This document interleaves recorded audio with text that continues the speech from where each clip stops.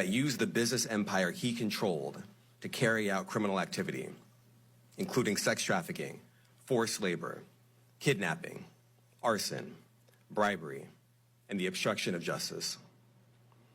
Let me say a little bit more about the charges. The indictment alleges that Combs abused and exploited women and other people for years, and in a variety of ways.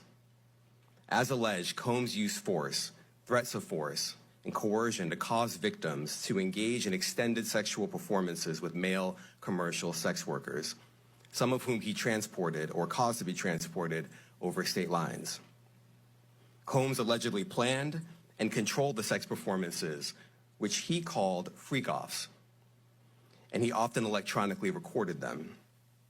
The freak-offs sometimes lasted days at a time, involved multiple commercial sex workers, and often involved a variety of narcotics, such as ketamine, ecstasy, and GHB, which Combs distributed to the victims to keep them obedient and compliant.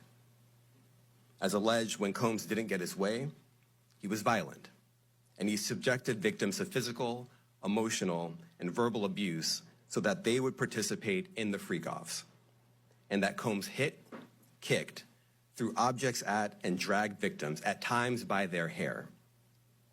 On one occasion in March of 2016, that conduct was captured on video and later reported in the media. Specifically, Combs kicked, dragged, and threw a vase at a victim in a Los Angeles hotel when the victim was attempting to flee. As alleged, these assaults often resulted in injuries to the victims, which took days or weeks to heal. In addition to the violence, the indictment alleges that Combs threatened and coerced victims to get them to participate in the freak-offs. He used the embarrassing and sensitive recordings he made of the freak-offs as collateral against the victims. And the indictment alleges that he maintained control over the victims in several ways, including by giving them drugs, by giving and threatening to take away financial support or housing, by promising them career opportunities, by monitoring their whereabouts, and even by dictating their physical appearance. Because of all of this, the indictment alleges that the victims did not believe they could refuse Combs without risking their security or facing more abuse.